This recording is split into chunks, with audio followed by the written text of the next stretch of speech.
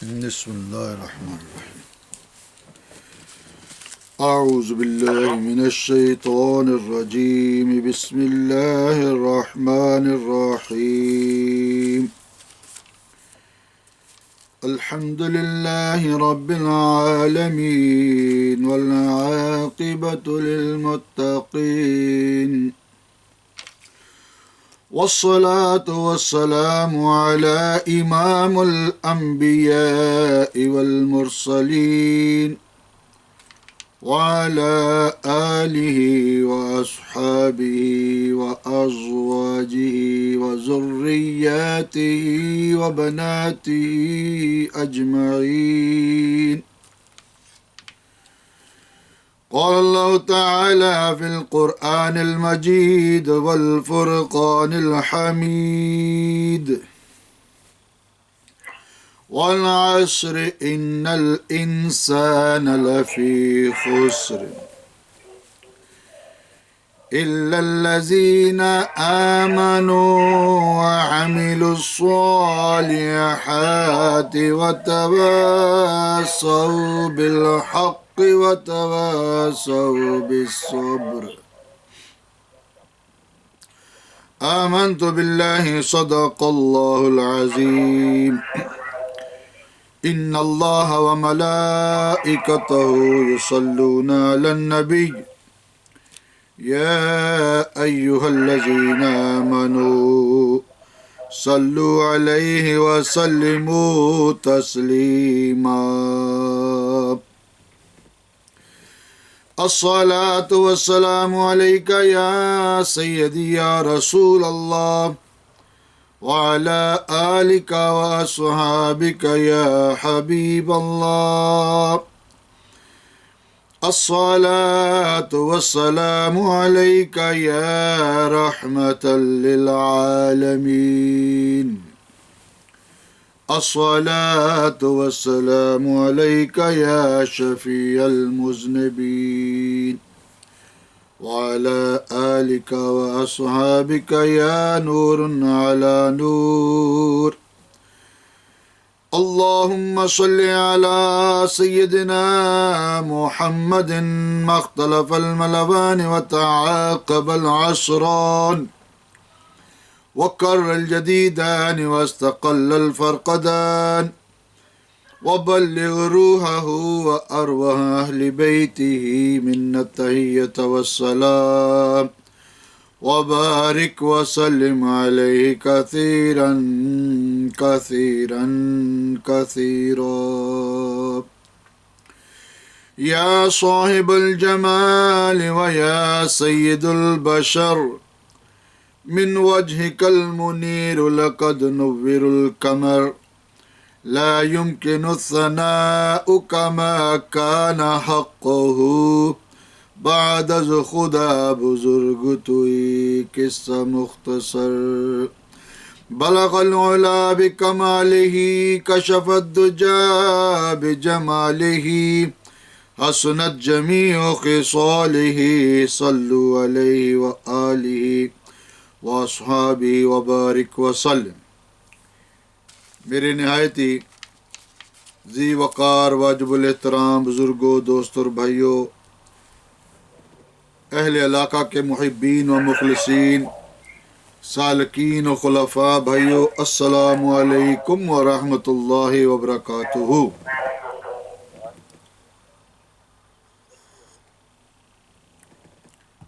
گزشتہ بیان میں نچیز امریکہ میں تھا اور کچھ ٹائمنگ کی مس انڈرسٹینڈنگ ہو گئی، پتہ نہیں چلا تو، لیکن لیٹ فون ہوا. پھر بھی میں نے الحمدللہ فون تو کر دیا تھا آپ کو. میری حاضری تو خیر ہو گئی تھی اپنا محفل میں، چونکہ یہ ماہانہ محفل مجھے اس کا انتظار رہتا ہے کہ سالکین و خلفاء نے ادھر محفل میں آنا ہے اور نچیز نے بیان کرنا ہے. اور آج اس سورہ میں اس چیز کا بھی تذکرہ ہے کہ وہ لوگ جو حق کی دعوت دیتے ہیں، سچ کی دعوت دیتے ہیں، اللہ کریم نے ان کے متعلق کیا بیان فرمایا۔ تو میرے بھائیوں، سورہ عصر آپ کے سامنے تلاوت کی ہے، اور اس کا معنی یہی لیا جاتا ہے کہ قسم ہے زمانے کی۔ اگر اس کے اوپر غور و فکر کریں تو لفظ عصر رب تعالی جل شانہ کے قربان جائیں، یہ اس کی شان کے لائق ہی نہیں کہ وہ کسی معمولی چیز کی قسم کھائے۔ ویسے تو وہ قادر مطلق ہے، جس چیز کی چاہے قسم نازل فرمائے، وہ تو مالک ہے، خالق ہے، لیکن فرمایا کہ زمانے کی قسم ہے۔ تو یاد رہے کہ جب بھی اللہ کریم نے قرآن عظیم الشان میں قسم نازل فرمائی، ایک تو خاص الخاص چیز کی، دوسرا خاص کام کے لیے، اور تیسرا امت کو یقین دلانے کے لیے، چوتھا وہ ایمان لائیں اور جو ایمان لا چکے ہیں ان کے ایمان مضبوط ہوں۔ سبھی ذرا محبت سے کہیں سبحان اللہ، سبحان اللہ، بلند آواز سے سبحان اللہ۔ مجھے بھی پتا ہونا کہ آپ جاگ کر سن رہے ہیں، کیونکہ ابھی موسم تو ادھر لندن میں بھی سردی ہے، ان دنوں میں تو مائنس بھی پڑ رہی ہے، اور آپ کے پاکستان میں بھی کیا صورتحال ہے۔ یہ رب تعالی جل شانہ کا نظام ہے، کبھی دن ہے، کبھی رات ہے، کبھی سردی ہے، کبھی گرمی ہے۔ تو یہ سب رب کی شانیں ہے کہ اس نے اپنا نظام ترتیب دیا ہے۔ تو میرے بھائیوں، عصر کے معنی زمانے بھی فرمایا گیا ہے، قسم ہے زمانے کی، اور ویسے تو صلاۃ العصر بھی آپ پڑھتے ہیں، اور اسی طرح کہ صلاۃ العصر کی حفاظت کا بھی حکم فرمایا گیا ہے کہ حافظون علی الصلوات والصلاۃ الوسطی، کہ اپنی نمازوں کی حفاظت کرو، خاص کر درمیانی نماز کی، عصر کی نماز کی۔ اس کا مطلب یہ نہیں ہے کہ باقی نمازیں بندہ چھوڑ دے، نہیں، اس طرح نہیں ہے، نماز کی معافی نہیں ہے۔ میرے بھائیوں، سالکین بھائیوں، خلفاء بھائیوں، ہمیشہ یاد رکھو کہ نماز کے بعد ساری چیزیں ہیں۔ اگر کوئی بندہ سنت مطہرہ پر بھی عمل کرتا ہے تو بڑے اجر عظیم ہے، بڑا اجر عظیم ہے۔ ایک سنت پر عمل کرنے کا ثواب 100 شہداء کے برابر ہے۔ لیکن نماز کے بعد اگر کوئی بندہ نماز نہیں پڑھتا تو رسول اللہ صلی اللہ تعالی علیہ وآلہ وبارک وسلم نے ارشاد فرمایا کہ بے نمازی کی ہر نیکی نامقبول ہے۔ بے نمازی کی ہر نیکی نامقبول۔ تو نماز کے بعد ہیں ساری چیزیں۔ فرمایا حافظون علی الصلوات والصلاۃ الوسطی، اپنی نمازوں کی حفاظت کرو، خاص کر درمیانی نماز کی۔ اور اسی طرح یہ بھی واقعہ ہوا کہ صلاۃ العصر کے وقت میں سورج کو واپس لایا گیا۔ صلاۃ العصر میں سورج کو واپس لایا گیا، اور وہ واقعہ تو آپ کو علم ہے کہ نبی صلی اللہ تعالی علیہ وسلم کے بہت بڑے معجزے سے یہ واقعہ، بڑے معجزے سے، رسول اللہ صلی اللہ علیہ وسلم کے معجزات سے یہ واقعہ منسلک ہے،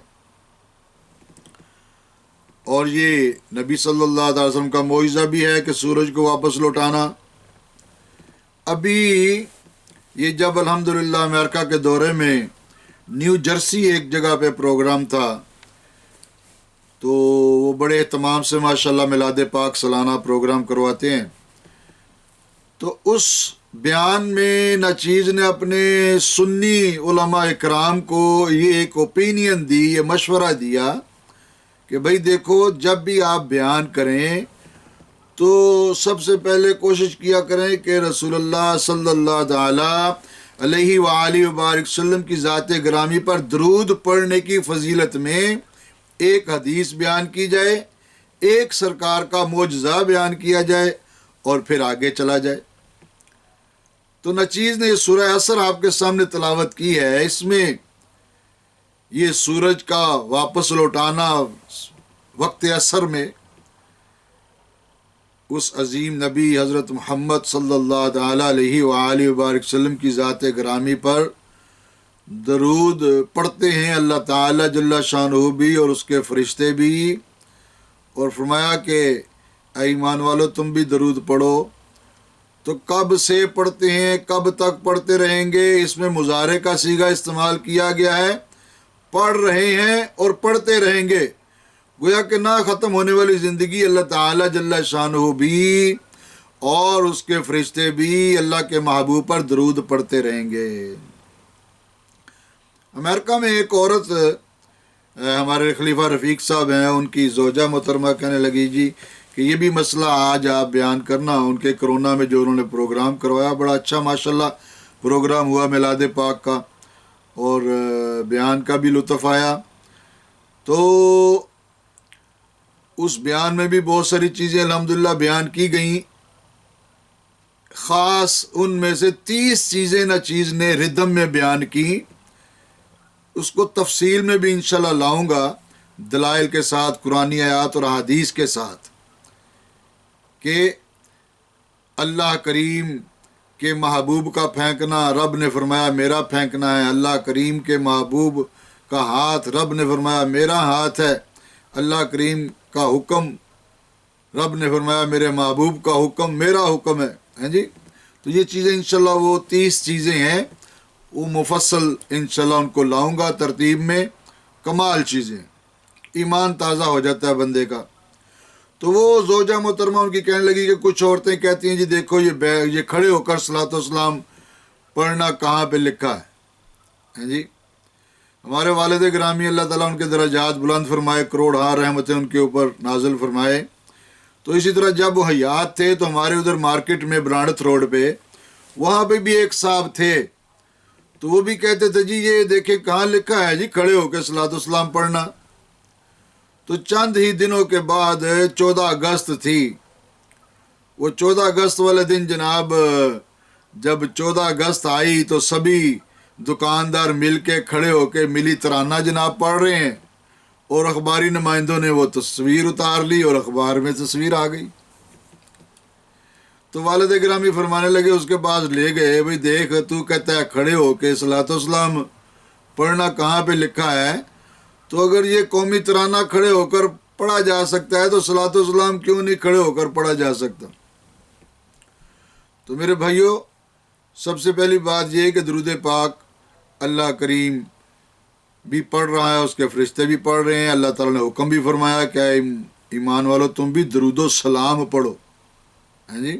بہت ساری چیزیں ہیں، ابھی گزشتہ دنوں نچیز جمعہ پڑھ کے آ رہا تھا واپس، اور ہمارے ایک اپنا مشتاق صاحب کے بھائی محمد عارف صاحب باؤ جی، انہوں نے فون کیا کہ درود پاک کون سا پڑھنا چاہیے، اور اس طرح تو بغیر وضو کے بندہ پڑھ سکتا ہے کہ نہیں پڑھ سکتا۔ تو میرے بھائیو، درود پاک کا کوئی وقت مقرر نہیں ہے، چاہے زوال کا وقت بھی ہے جس میں بندہ سجدہ نہیں کر سکتا، سجدے والی عبادت زوال میں حکم ہے کہ وہ انتظار کر لیا جائے۔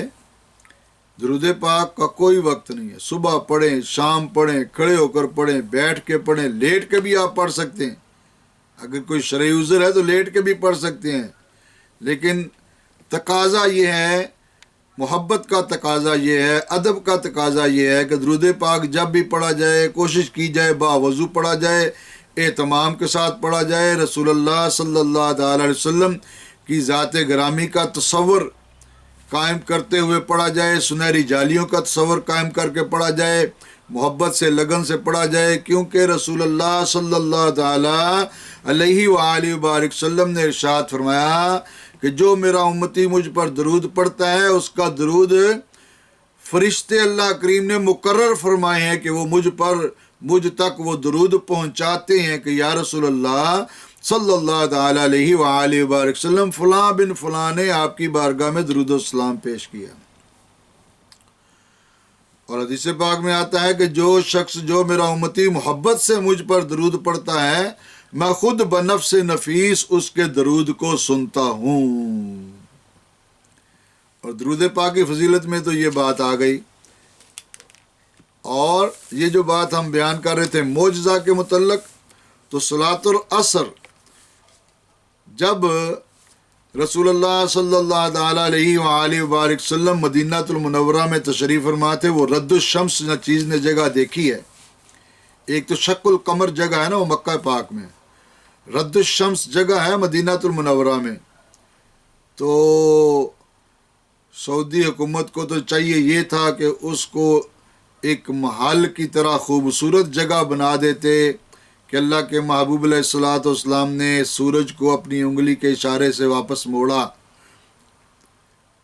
لیکن وہ ان چیزوں سے خالی ہیں کہ شرک کا فتویٰ لگاتے ہیں. بھئی محبت ادب سے شرک کہاں ہوگا؟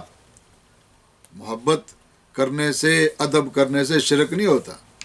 شرک یہ ہے کہ اللہ تعالیٰ کی ذات کے ساتھ کوئی بندہ یہ کہے کہ فلانا خدا ہے، فلانا الہ ہے، اللہ کے علاوہ کسی کو سجدہ نہیں، کسی کو سجدہ کرے، سجدہ عبادت کرے، تو پھر شرک ہوتا ہے. تو چاہیے تو ان کو یہ تھا کہ وہ جگہ ایک محل کی طرح خوبصورت بناتے جہاں پہ رد الشمس ہوا، جہاں پہ وہ سورج واپس لوٹا.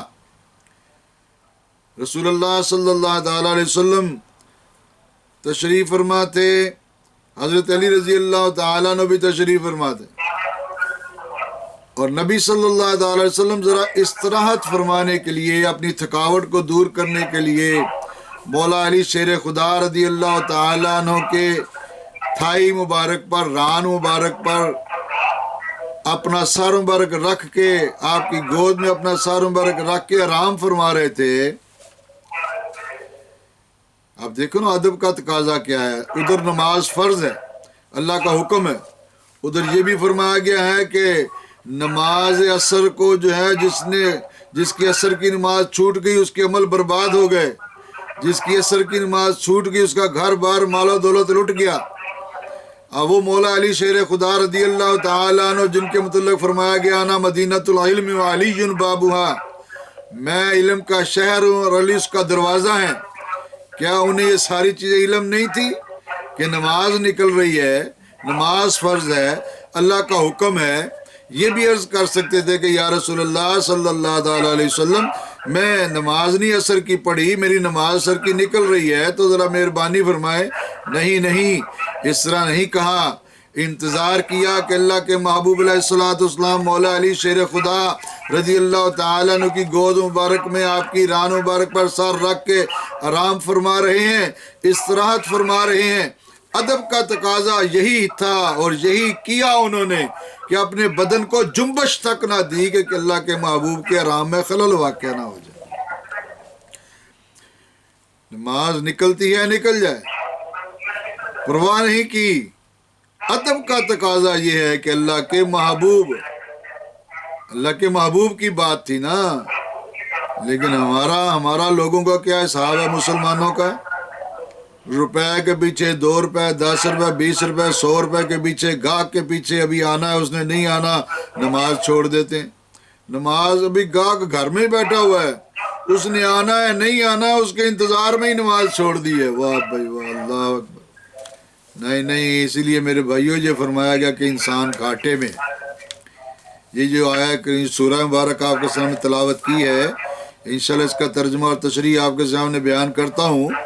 تو امام الانبیاء حبیب کبریاء احمد مجتبیٰ حضرت محمد مصطفیٰ صلی اللہ تعالیٰ علیہ وآلہ وبارک وسلم مولا علی شیر خدا رضی اللہ تعالیٰ عنہ کی ران مبارک پہ اپنا سار مبارک رکھ کے آرام فرما رہے تھے کہ نماز عصر کا وقت نکل گیا.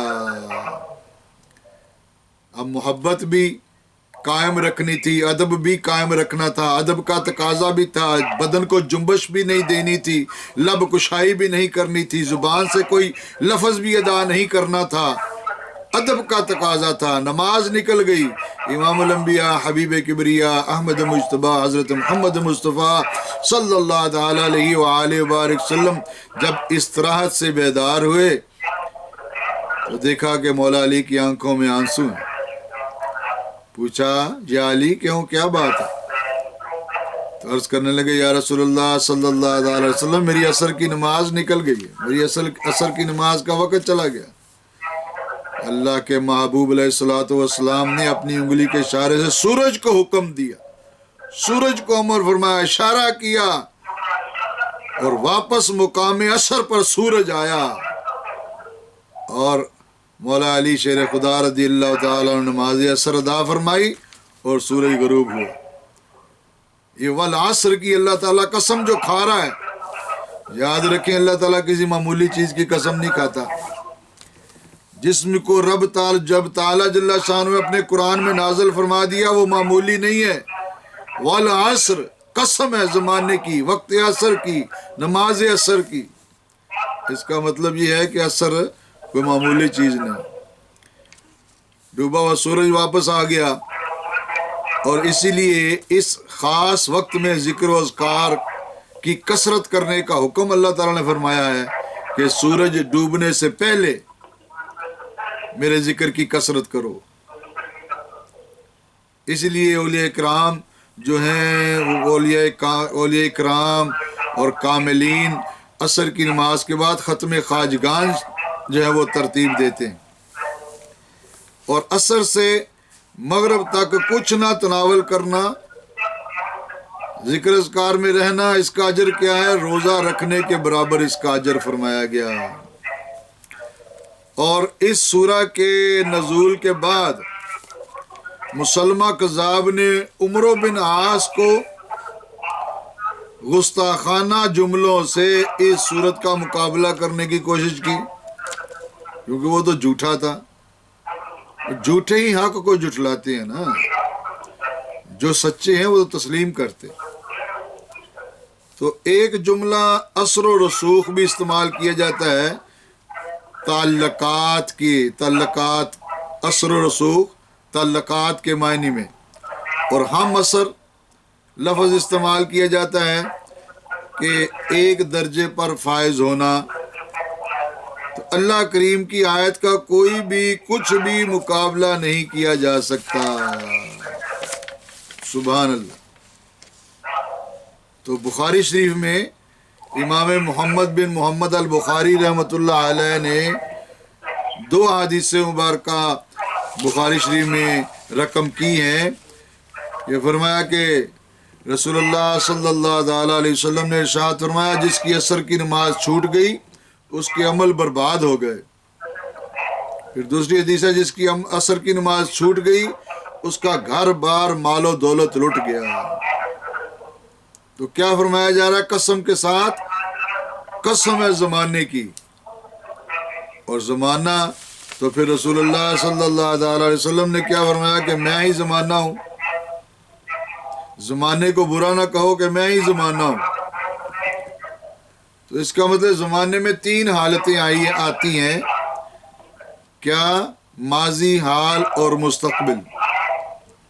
تو میرے بھائیوں، ماضی بھی اللہ کے محبوب کا تھا، حال بھی اللہ کے محبوب کا ہے، اور مستقبل بھی اللہ کے محبوب کا ہے، محبوب کا ہوگا، کیونکہ جب ارب آدمیوں کا مجمع ہوگا مقام محمودہ اللہ کے محبوب کو عطا کیا جائے گا اور سب کی شفاعت کی جائے گی، تو پتہ چلا کہ مستقبل بھی اللہ کے محبوب کا ہے۔ اور پھر رب تعالی جل شانہ کے قربان جائیں کہ یہاں تک کہ انبیاء علیہم الصلوۃ والسلام بھی جنت میں جائیں گے تو اللہ کے محبوب کی شفاعت اور سجدے کے بعد، سجدہ شفاعت کے بعد، حالانکہ معصوم ہیں، انبیاء معصوم ہیں، گناہ سے پاک ہیں، لیکن اس روز رب تعالی جل شانہ کا جو جاہ و جلال، اس سے سبھی گھبرائیں گے، اور ایک سجدہ اللہ کے محبوب کا ادا ہوگا کہ انبیاء بھی جنت میں جائیں گے، ان کی امتیں کلمہ گو مسلمان کلمہ گو امتیں بھی جنت میں جائیں گی، اور سب سے پہلے نبی صلی اللہ علیہ وسلم اور ان کی امت جنت میں داخل ہو۔ درود پاک، اللہم صلی علی سیدنا مولانا محمد وعلی بارک وسلم۔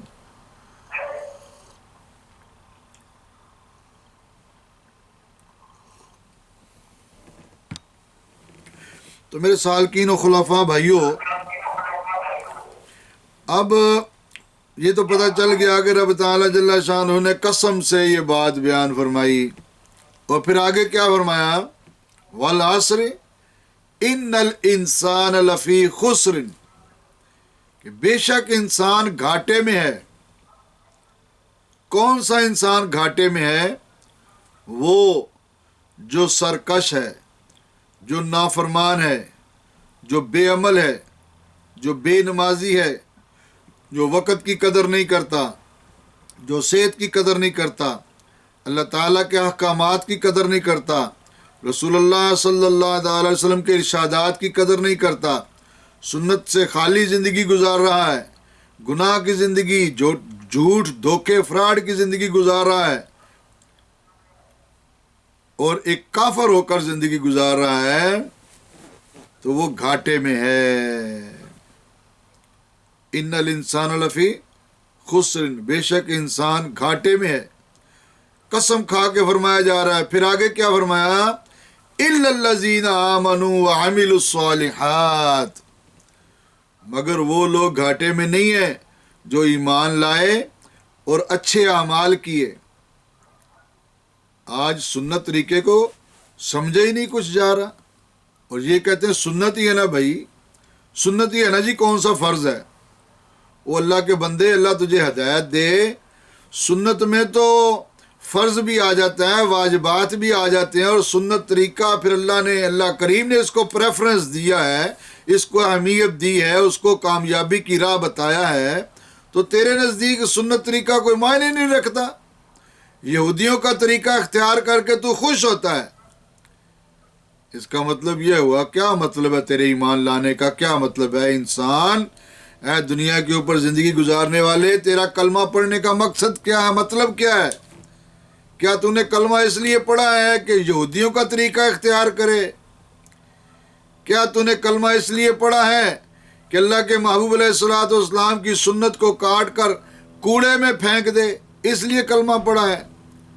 اور آج شیطان نے تیرے اندر یہ وسوسہ پیدا کر دیا کہ سنت ہی ہے نا جی، سنت ہی ہے نا جی، سنت ہی۔ اللہ اکبر! وہ اللہ کے بندے، سنت کو ہی تو اللہ کریم نے کامیابی کی ایک راہ بتائی ہے، دنیا و آخرت کی کامیابی، دنیا کی کامیابی، قبر کی کامیابی، موت کے وقت کی آسانی، آخرت میں بغیر حساب کے جنت میں داخل ہونا، وہ سنت ہی تو ہے۔ من تشبہ بقوم فہو منہم، جو جس قوم کا طریقہ اختیار کرے وہ اسی میں سے ہے۔